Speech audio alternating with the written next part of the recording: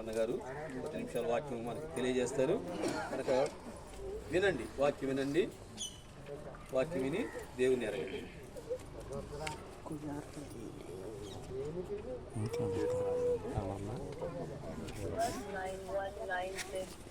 కీర్తనలు 116 బైబిల్ తీసుకున్న బైబిల్ చదవండి. 116 అధ్యాయము 8వ మరణము నుండి నా ప్రాణమును కన్నీళ్లు విడవకుండా నా కన్నులను జారి పడకుండా నా పాదమును నీవు తప్పించి ఉన్నావు. ప్రార్థన చేసుకుంటాం. ప్రార్థన. పరిశుద్ధురా ప్రియం గల తండ్రి, నమ్మకమైన సృష్టికర్త దేవా, ఈ యొక్క సమయంలో ఆయన మరి మాటలు కొద్దిగా తెలియపరుస్తున్నామని సహాయం చేయాలి, అర్థవంతం చేయాలి. నమ్మని వారు ఉన్నారు ప్రభావ, వారికి ఈయనగల చెవి దయచేయాలి. దాసునైనా నన్ను యేసుక్రీస్తు నామమున దేవుని యొక్క మాటలో ఏమని ఇక్కడ రాయబడుతోందంటే, మరణము నుండి నా ప్రాణమును. చూడండి, ఇక్కడ బైబిల్లో క్లియర్గా ఏమని రాశారంటే, మరణం అనేది అందరికీ వస్తుందంట. మరణం అనేది అందరికీ కొందరుగా చెప్పండి. భూమి మీద పుట్టిన ప్రతి జీవికి కూడా మరణం వస్తుంది. మరణము రాకోకుండా ఏది కూడా ఉండదు. కొంతమంది చెప్తూ ఉంటారు, ఏమంటారు, నేను 100 ఏళ్ళు బతుకుతాను అని రాసుకుంటుంటారు డైరీ. వాళ్ళు సగంలోనే ఏమైపోతారు, మరి అయిపోతారు, కనపడరు. కానీ దేవుని యొక్క పిల్లలమైన మనం ఇదే 116 అధ్యాయము 15వ వచనంలో ఏమన్నాడంటే, చూడండి, మరణం గురించి అక్కడ కూడా రాశాడు. యెహోవా భక్తుల మరణము ఎవరి దృష్టికి? చూడండి, ఇక్కడ ఉన్న వాళ్ళు ఎంతమంది దేవుణ్ణి నమ్మారు? చేయొద్దండి, ఏదైనా ఇస్తారంటే మాత్రం మీ చేయంతో చూపిస్తాను, దించేయండి, పర్లేదు. చూడండి, ఎందుకు అడిగానంటే, దేవుని యొక్క బిడ్డగా నమ్మింది. ఇప్పుడే చెప్పారు, ఒక అక్క చెప్పారు, ఎంతమంది సంతానం? 12 మంది. అంటే శిష్యులు కూడా 12 మంది. చూడండి, సంఖ్య పూర్తి చేసింది. తన దేవుడు తనకిచ్చిన వయసు కూడా మించే బతికింది కదా. అయితే ఇక్కడ ఏమి రాసి పెట్టినారంటే, యెహోవా భక్తురాలుగా పరలోకానికి వెళ్ళింది. పరదేశంలో ఉంటుంది. రేపు వెళ్ళినప్పుడు ఆయన నమ్మిన వారు ఖచ్చితంగా ఆమెను చూస్తారు. అంటే ఇదే ముసలితనంగా కాదు అక్కడ చూసేది, అక్కడ రూపం వేరు. అర్థమవుతుందమ్మా? అందుకని మేమేం చెప్తున్నామంటే, నువ్వు కూడా దేవుని భక్తుడిగా ముద్రించబడాలి. ఇదేదో మతం అని కాదు. మరణం అనేది మలుపు. అంటే యూ టర్నింగ్ తీసుకుని మళ్ళీ ఎట్లా వస్తామో అలాగే పరలోకం నుండి కిందకి తల్లి గర్భం పుట్టింది, 12 మందికి జన్మనిచ్చింది, మరలా తిరిగి ఎక్కడి నుంచి వచ్చిందో అక్కడికి వెళ్ళింది. చూడండి, మేము వెళ్తామని అనుకోవద్దు. ఎవరైతే యేసు క్రీస్తు ప్రభువారు బిడ్డగా ముద్రించబడతారో వారు దేవుని రాజ్యంలో ఉంటారు అక్కడ. కనుకనే మరణము చూడకుండా బ్రతుకు నరుడు ఎవడు అంటాడు సొలొమోను. పాతాళ వశమును పడకుండా తనను తాను తప్పించుకోగలిగిన వాడు ఎవడు లేడు. ఇప్పుడు ఎవరు తప్పిస్తారంటే, పుట్టించిన వాడే తప్పిస్తాడు. అర్థమైందమ్మా? పుట్టించిన వాడే ఆమెకి ఇన్ని సంవత్సరాలు వయసునిచ్చాడు, ఆరోగ్యం ఇచ్చాడు. ఇందాక ఎవడో అన్నారు, ఏం పని చేయించుకోకుండా వెళ్ళిపోయిందంట. అది ఎంత గొప్ప మాట. అర్థమవుతుందా? చూడండి, అందుకని దేవుని పిల్లలమైన మనం ఇది చాలా విలువ గలదు. అందుకే పాట పాడారు. ఏం పాట పాడారు? అంటే ఆమె వెళ్ళిపోయింది కాబట్టి పరముకి చేరింది. ఎప్పుడు చేరింది చెప్పండి. ఆమె బతికుండా కత్తి తీసుకుని పుడతానంటే భయపడరు మీరు, కానీ చచ్చిపోయిందంటే భయం వస్తుంది. ఎందుకు కారణం ఏంటి? మా చిన్నప్పుడు నేను సమాధిలో కూడా పుడుకున్నాను. సమాధిలో అంటే ఆమెలో నుండి జీవం అనేది వెళ్ళిపోయింది. అర్థమైందా? ఇక్కడ దేవుడు చెప్తున్న మాట ఏంటంటే, ప్రతి ఒక్క వ్యక్తి కూడా భూమి మీద పుట్టిన ప్రతి ఒక్కడు గిట్టక తప్పదని చెప్తూ ఉంటారు. ఇప్పుడు ఈమె ఎలా వెళ్ళిపోయిందంటే, యెహోవా భక్తురాలుగా వెళ్ళింది. ఇది గొప్ప సంతోషం. కనుకనే ప్రతి ఒక్క వ్యక్తి కూడా ఏమవుతారంటే ఈ లోకాన్ని విడిచిపెట్టాల్సింది భూమిని కాలు తన్నాలి. ఇర్మీయా గ్రంథంలో ఏమంటారంటే అతడు మరలా తన జన్మస్థలములే భూమిని చూడంట. మళ్ళా వెళ్ళిపోయింది అక్కడికి. వెళ్ళిపోయినా కోసం మనం అంగలాడుతూ ఉన్నప్పుడు ఒక డజన్ అరటిపళ్ళు తీసుకున్నాం, ఒక గ్లాస్ పాలు కూడా ఇవ్వం.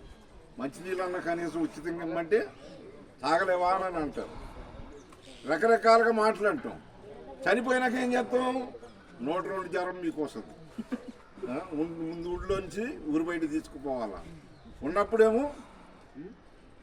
ఒక రకంగా, తీసుకెళ్లేటప్పుడు ఒక రకంగా.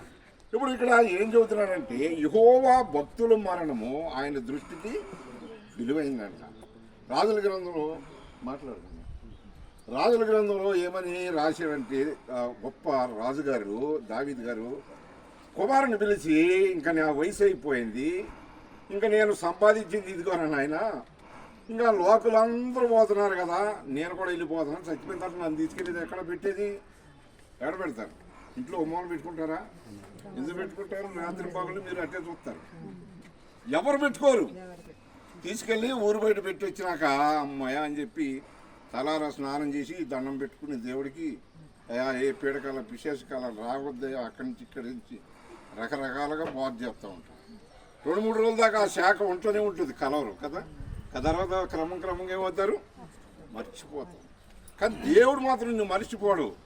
ఇప్పుడు దావీదు కూడా అదే చదువుతున్నాడు. కుమారుని పిలిచి లోకలందరూ పోయే దారికి నేను కూడా వెళ్ళిపోతున్నాను ఆయన, నీకు మిగిలిన టైము దేవుడు నీకు ఇచ్చింది, నువ్వు జాగ్రత్తగా చూడు అని చెప్పి వెళ్తాడు.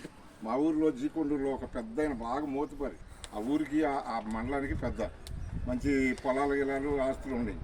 ఆయన ఒక రోజు నాకు ఎదురుపడి ఏమన్నానంటే మీ దేవుడు గొప్పవాడని తెలవద్దామని చెప్తూ నేను విన్నానయా, మరి 24 గంటలు ఎందుకు ఇచ్చాడు, 30 గంటలకు వచ్చిగా అన్నాడు. ఏమన్నాడు? నన్ను అడిగాడు. నేనేమన్నానంటే సరే 24 గంటలకే నువ్వు మాట్లాడలేదు, చాలా పెద్ద ఆయన, 30 గంటలు ఇస్తే ఏం చేస్తావు అని అన్నాను. 30 గంటలు ఇస్తే ఏం చేస్తావు అంటే ఏంటి, ఇంకా మళ్ళా జన్మ లేదన్నావు కదా, కనుక తినాలి, తాగాలి, తిరగాలి, తిట్టాలి, కొట్టాలి, నరకాలి, పొడవాలి, ఏదైనా చేసేయాలి ఈ 30 గంటలు. ఇదే నా బ్రతికంటే.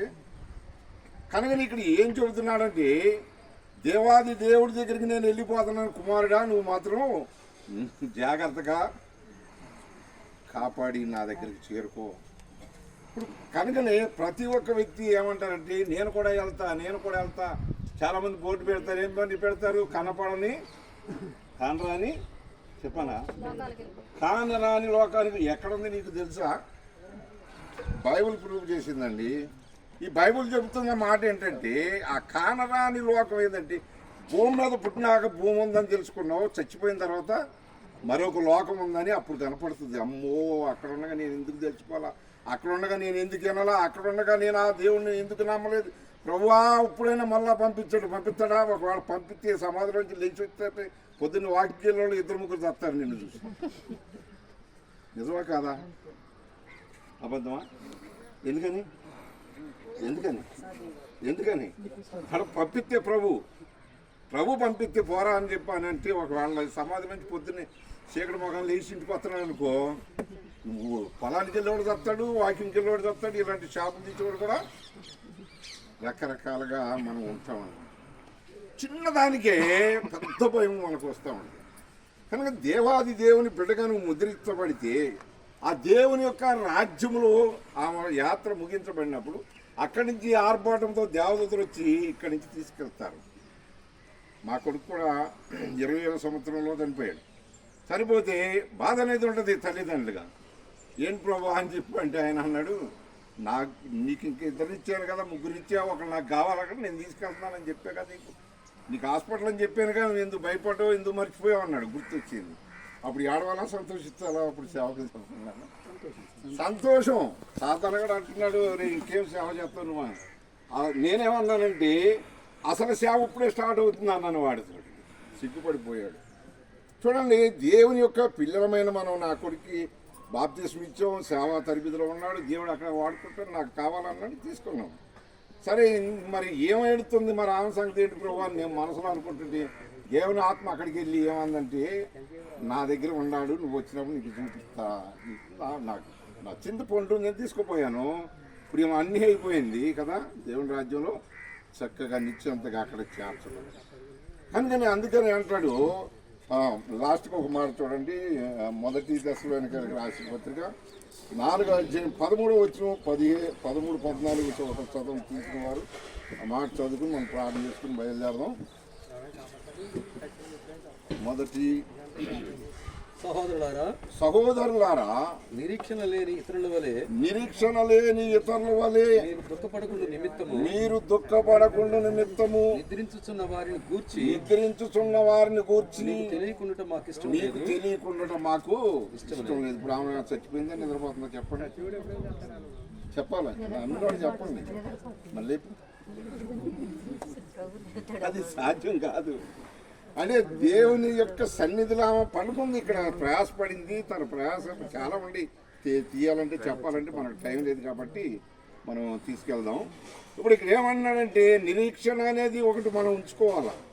దేవుని రాజ్యానికి మనం కూడా నమ్ముదాం, ఆయన రాజ్యంలో చూద్దాం, ఆయన రాజ్యంలో సూరంగాన్ని చూద్దాం అని అనుకున్న వాళ్ళు యేసుక్రీస్తు ప్రభువాన్ని ఇప్పుడే అంగీకరించాలి. ఇప్పుడు అట్లా వచ్చిన వాళ్ళు మేము కూడా మధ్యలో వచ్చిన వాళ్ళమే. దేవుని యొక్క పిల్లలమైన మనం ఇక్కడ దేవుడు చెబుతున్న మాట ఏంటంటే నిరీక్షణ లేని ఇతరుల వల్ల మీరు దుఃఖించొద్దు. కొంతమంది ఉన్నారు కదా, చనిపోయిన వాళ్ళని సంతోషంగా తీసుకెళ్తారు, కానీ వాళ్ళు ఎవరో మీకు తెలుసు, నేను చెప్పవసరం లేదు. ఏడుతో తీసుకుపోరంట. అంటే నీ కన్నీరు ఏమవుతుందంటే దేవుని రాజ్యం చూడలేకుండా అడ్డుపడుతుంది అన్నమాట. కనుకనే ఎవ్వరూ కూడా ఏం చేయకూడదు. మా నాన్నకి మా అమ్మకి నేనే బాప్తిస్మం ఇచ్చాను. మా నాన్న కొంతకాలం తర్వాత చనిపోయాడు. మరి ఆయన ఎక్కడున్నాడు చెప్పాలా? ఇక్కడే ఉన్నాడా? దేవుని రాజ్యానికి వెళ్ళాడు. నేను ధైర్యంగా చెప్పగలను. నేను ముందు రక్షింపబడ్డ మా ఇంట్లో దేవుని తెలుసుకున్నాను. అన్ని లోక సంబంధమైన భక్తి అంతా వదిలిపెట్టాము. యేసు దేవుడు అని నమ్ముకున్నా. నా పాపాలు క్షమించాడు దేవుడు. ఆ తర్వాత మా నాన్నకి చెప్పి ఫస్ట్ సువార్త ఆయన రక్షింపడ్డాడు. బాప్తిస్మం మమ్మల్ని మా నాన్న నేనే ఇచ్చాను. కొంతకాలం తర్వాత పెద్దోడు అయిపోయి చనిపోయాడు. నేనే బరియల్ కార్యక్రమం చేసుకున్నాను. చూడండి, ఇప్పుడు ఏంటంటే ఇక్కడ ఆమె నిద్రపోతుంది, రెస్ట్ తీసుకుంటుంది. రెస్ట్ తీసుకుని ఆమెను గదిపితే మళ్ళీ అక్కడ ఆయన ఏమంటాడు చెప్పండి? ఆమె రెస్ట్లో ఉంది. అక్కడ రెస్ట్లో ఉన్న కష్టపడి వచ్చి పడుకున్న వాడిని లేపితే ఏమంటాడు? డాక్టరే తోలాడు, చేలో పని చేసి ఇచ్చినాడు, లేపుతున్నావు అనుకో, ఆ నిద్రలో ఉన్నవాడు లేపితే ఏమంటాడు? ఇప్పుడు ఆమె కూడా అక్కడ ఏం చేస్తుంది? నిత్య విశ్రాంతి తీర్చుకుంటుంది. విశ్రాంతిగా ఉంది. అందుకని దేవుని బిడ్డగా ఉంది కాబట్టి దేవుని రాజ్యంలో ఆమె ఉంటుంది. రేపొద్దున మనం వెళ్ళినప్పుడు దేవుణ్ణి నమ్మి వెళ్ళాలా. దేవుణ్ణి ఆయన అందుకే చెప్పాడు, మీ హృదయం దేవునికి కావాలా. నా కుమార్తె నీ హృదయం నాకు ఇయ్యి అన్నాడు.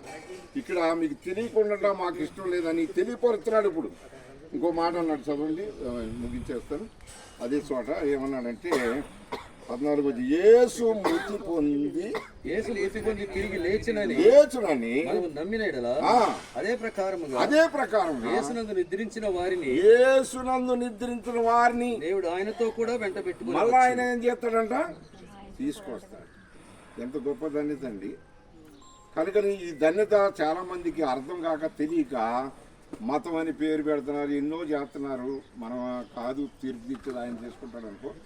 ఇప్పుడు మనము దేవుని యొక్క పిల్లలమైన మనం యేసుక్రీస్తు ప్రభువారు మానవుల కొరకు మరణించి మరలా రోజున లేచి పరలోకానికి వెళ్ళి మళ్ళా ఆయన ఏమన్నాడంటే నేను ఉండు స్థలంలో మీరు ఉండలాగా మరలా వచ్చి మిమ్మల్ని తీసుకెళ్తానన్నాడు. కనుక తీసుకెళ్ళాడు. మీకు ఎవరు కనపడలా కదా? దేవదూతలు వచ్చారు, ఆమె సమయం, ఆమె టైము ముగించబడింది కనుక ఆమె వయసు అయిపోయింది. ఇంకా దేవుని రాజ్యంలో ఉన్నారు కనుక అక్కడ యుగాలు సంవత్సరాలతో పరిమితి లేదాడ. దేవుని నమ్ముకుని ఆయన రక్తంలో కలగబడితే యేసు రక్తం ప్రతి పాపముల నుండి మిమ్మల్ని పవిత్రంగా చేయబడుతుందని బైబిల్ చెప్తా ఉందన్నమాట. కనుకనే అందుకనే ధాన్య మహాబ్రాహ్మణ కూడా ఏం రాసినట్టు సర్వపాప పరిహో రక్త ప్రోక్షణ తదరక్తం పరమాత్మ పుణ్యదాన బలియాగం అన్నాడు. సర్వ మానవులు పాపాలు పరిహారం అవ్వాలంటే తదనగా ఏ పాపం ఎరుగినవాడు పరిశుద్ధుడై ఉంటాడు. అది యేసుక్రీస్తు ప్రభువారిలోనే జరిగింది. ఎవరు మొయిలొచ్చిరు, ఎవరు కూడా మేకలు కొట్టించుకోలే. ఆయన రక్తంలో కడగడం. ఇలాంటి మాటలు ఇంతకు ముందు లేవు. 97 వెనకమాలు చూసుకుంటే మేము కూడా మీలాంటి వరమే. కనుక ఇప్పుడైనా యేసునందు విశ్వాసం ఉంటుంది. రేపు రాజ్యంలో ఉండండి. మీకు కూడా వస్తారు, ఆమె చూస్తాం మనం అందరం. దేవుడి మాటలు దీవించి ఆశీర్వదించాలి. ప్రార్థన చేసుకుంటాం.